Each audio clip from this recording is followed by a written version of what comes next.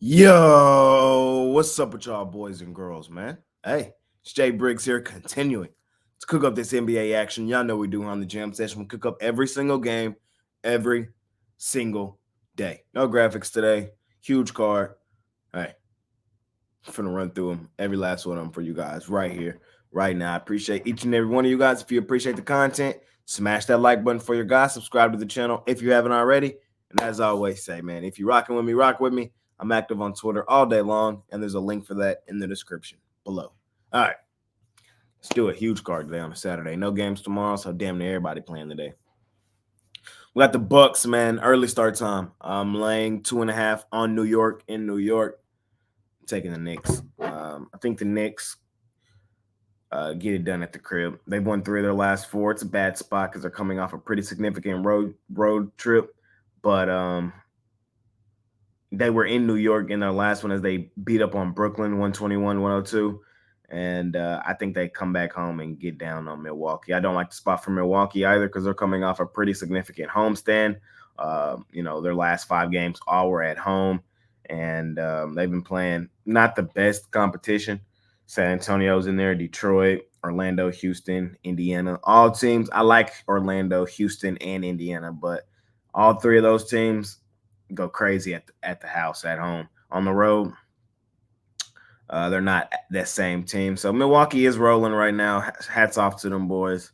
Flat spot today is how I see it. They've beaten the Knicks twice this season.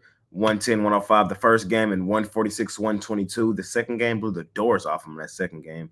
Both games were in Milwaukee. I think this one goes the other way in New York. I'm taking the Knicks at the crib. Next game up, man, we got the Boston Celtics out on the road facing the Los Angeles Clippers. Boston land 1.5 here in this one. Short, sweet, simple. I fade the Clippers every day. You guys know that. I'm not stopping now. They are playing good basketball. They are. And I'm going to not just automatically fade them here soon. But I think this is a spot where we just fade them. The Celtics are head and shoulders the better team, in my opinion. I've told you guys multiple times this season. I think the Celtics are the best team in the NBA. I told you guys at the beginning of the season, my futures ticket for NBA champion is on the Boston Celtics. So, I'm well documented there. I think they're the deeper team. Do I trust them on the road? Not really, as I still think they're the worst road ATS team in the NBA. Let me pull it up. 3-8-2 against the number, only covered in 27.3% of their road games. What they did do, though, is blow the living doors off of Sacramento in that last one, 144-119. I'm not fading the Celtics, man. I think they come here and beat up on the Clippers. Better team playing the better basketball, in my opinion. Next game up, man, we got the Nuggets laying 8.5 on the road. My play of the day yesterday was the Brooklyn Nets. I tried to fade Denver out on the road, man, and God damn it, man. Damn it. I had 4.5. Nuggets win by 5. It's tragic. I'm fading the Nuggets on the back end of a back-to-back, though, with travel. Short, sweet, simple. This team typically plays its best basketball at home at the crib. The Nuggets go stupid, dummy, crazy in Denver. Out on the road is typically where we look to fade them. They're a 50-50 team out there, and it's not a great spot for them. I can see Charlotte doing enough to keep this game reasonable. Would not be surprised at all if some guys for Denver sat. This game is later on in the day, so we got to watch the injury news for this one. Again, road back-to-back with travel, laying damn near double digits with a team that typically doesn't play its best basketball on the road. It's not somewhere I want to be. They are rolling, are playing really well right now, but would not be surprised at all if tonight was the flat spot. I actually lean towards Charlotte getting the points. And now, when next game up, man, a really good one. I can't wait to watch this one today. We got the Orlando Magic out on the road facing the Indiana Pacers. Pacers are favored at the crib, laying 1.5. We got some injury news looming over this game. Tyrese Halliburton is game time decision with an ankle. So that's what's looming over this game. This is what I'm gonna say. I'm gonna say the line right now is reflective of that he will play. But as I'm sitting here right now, I really don't know. They came out with this news like what's today? Saturday. They came out with this news that he was gonna be questionable for Saturday on Thursday. So Yeah, I'm not really sure what the update is on Halliburton. I'll tweet it out. As you guys know, uh, my Twitter's in the description below. The Magic did beat the Pacers in the one meeting this season, 128-116, a 12-point win. That game was in Indiana. Magic, they're not playing well right now. They've lost 4 straight. Indiana, they've lost 4 of their last 5. These two teams are part of the reason why I'm on this cold streak. We were cashing like no other earlier in the season on both of these two teams, and I just haven't been able to get off of them. Hence why this has been one of the coldest weeks of the NBA for me, really the last 2 seasons. Here's what I'm doing here. Halliburton plays. I'm on the Pacers at the crib. If he doesn't play, the Magic should blow the doors off of the Indiana Pacers. It's really that simple, for me at least. I know the Magic play really good defense, and they're going to try to come in here and lock up Indiana, but Indiana's still the best offensive team in the NBA. So it's a pick between two evils. I need Tyrese Halliburton in there, though. If he's in, I could see this as another spot where the Pacers get a home win.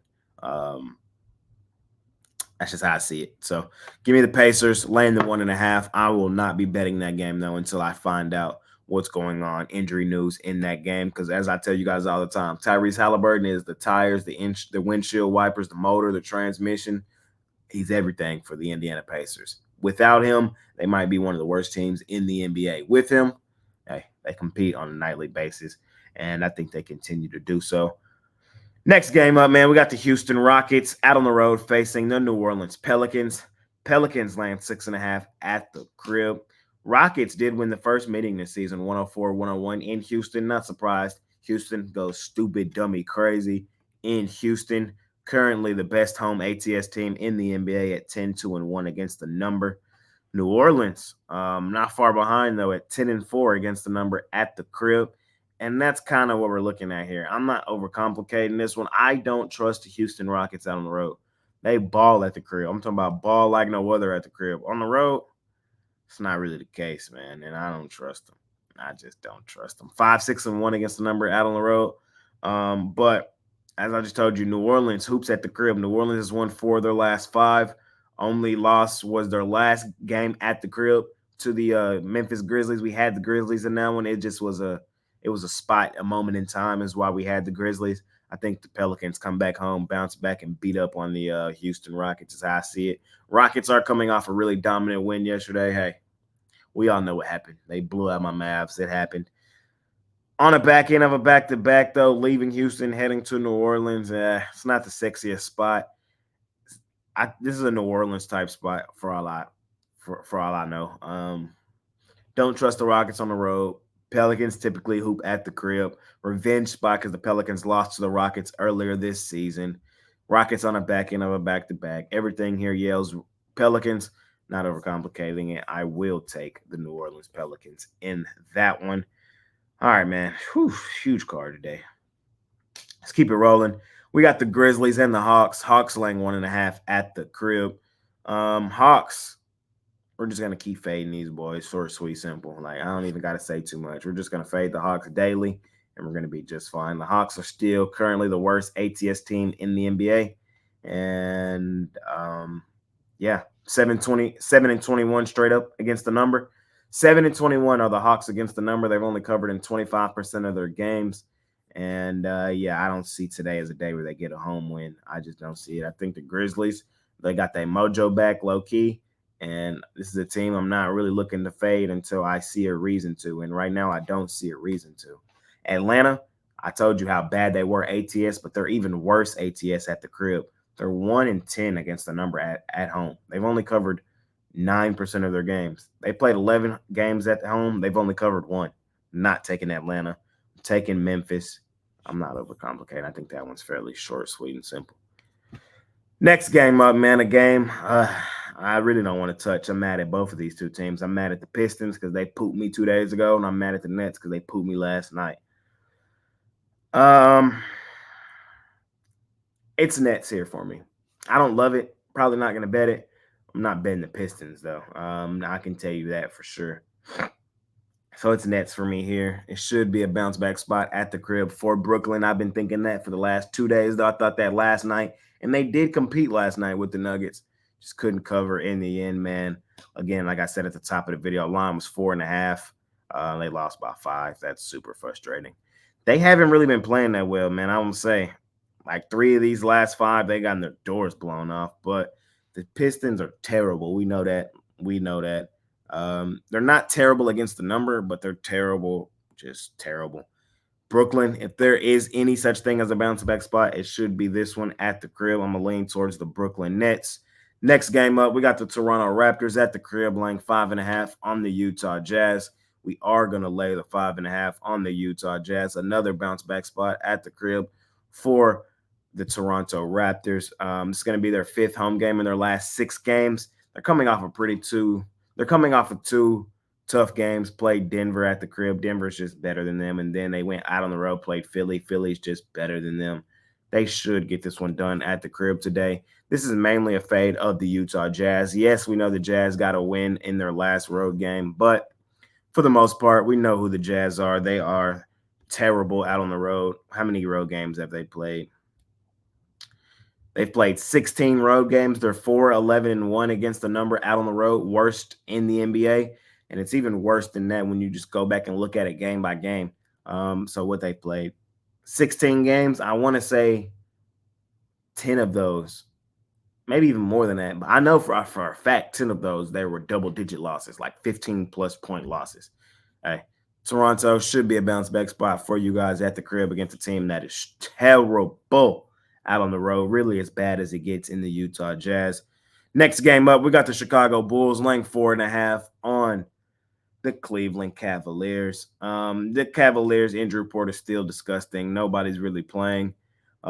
We saw them get their doors blown off at home in their last one. It's not a great spot either, coming off a pretty significant homestand, going on the road facing a Bulls team who is playing well. It's Bulls or nothing for me here, man. Shout out Chicago. They got the cancer Levine off the team, and they low-key have turned this season around. You know what I mean? So I'm not catching the falling knife. Well, I guess it's not really a falling knife, but it's not a great spot for Cleveland is all I'm saying. I'm taking Chicago. They made me a believer. You know what I mean? They're hooping recently. I like what I'm seeing from DeRozan, Caruso, and company. Give me Chicago there. Next game up, we got the Lake Show out on the road facing the Oklahoma City Thunder Buddies, the best ATS team in the NBA. Short, sweet, simple. We're taking the best ATS team in the NBA. We take them all the time. And they have been our favorite money-making team. Hey, we rode them to one of the best cover teams last year, and we've rode them to one of the best cover teams this year. 18-7-1 against the number, have covered in 72% of their games. They're at the crib tonight. And they're playing a team who, in my opinion, they're just head and shoulders better than. I know that sounds crazy to a lot of people, but I don't think so. I'm really high on the Thunder, man. 10-4 against the number at the crib.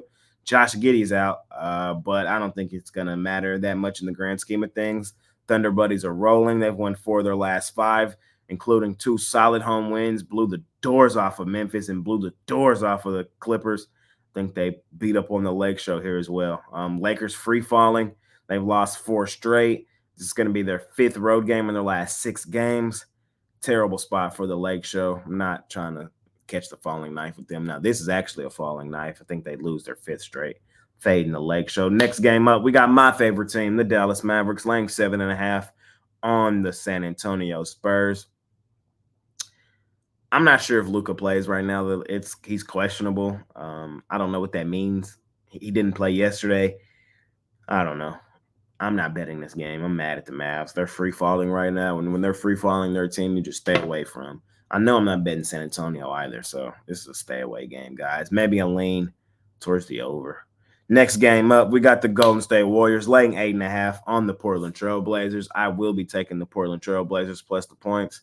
Can't be laying these huge numbers with Golden State. Shout out Ryan Rollins last night for the Washington Wizards for the 3 at the buzzer for the cover. That's why you just can't be laying them points with Golden State. Is Golden State head and shoulders a better team in that game last night? Yes. And are they head and shoulders a better team in this game tonight? Yes. But still doesn't mean go lay these huge numbers with them. The Golden State Warriors, they're a 50-50 team. And that just doesn't suggest lay this amount of points with. Yes, they're rolling. They've won 4 straight. And this is going to be their 4th home game in their last 5 games. It sets up pretty well for them. But we just saw these 2 teams play not that long ago. It was in Portland, and Golden State barely edged them out, 118-114. I wouldn't be surprised if we've seen something similar to that tonight as well. We've seen these two teams play twice this season, and in both games, Golden State only won by 4. Portland, I like the pieces they got over there, man. They compete typically. It's not a great spot for them coming off a pretty significant homestand, but again, this is mainly a fade of the Golden State Warriors laying huge numbers. They're going to win some games, but covering these huge point spreads is not really in the realm of this Golden State team, in my humbleness opinion. We'll see if the Blazers can get it done, plus the points in that one. And last and final game of the night, we got the Minnesota Timberwolves, a.k.a. the House of Disappointment, out on the road facing the Sacramento Kings. I am taking the Minnesota Timberwolves in this one tonight, man. These boys are rolling. They've won 4 of their last 5.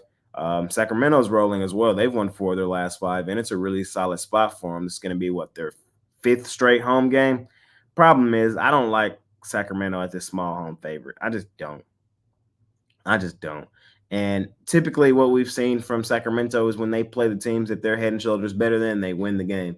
When they play the teams that they should lose to, they lose to them. Hence how they got their doors blown off by Boston at the crib the other day. I think the Timberwolves are the better team, playing the better basketball. In a revenge spot, Timberwolves lost to the Kings earlier this season in Minnesota, 124-111. I think the Timberwolves come back and get the revenge as I see it, man. Yeah, give me Minnesota plus money here and now, and I don't trust the Kings at that small home favorite. Hey, it's every last game, man. I cooked them up for you guys right here, right now. I hope you appreciate the content. If you do, smash that like button for your guys. Subscribe to the channel if you haven't already. And as I always say, man, if you're rocking with me, rock with me. I'm active on Twitter all day long. There's a link for that in the description below. And of course, I have premium plays over at the site. Sorry, my energy was down today, guys. I'm tired as all get out. It happens. I'll be back. It's holiday weekend. A lot going on behind the scenes. Y'all know how it be. But what I did do is cook up every single game for you guys right here, right now. Looking to bounce back. Let's make some money tonight, man. I really appreciate y'all, boys and girls. It's been your guy, Jay Briggs. I'm out of here. See you boys soon.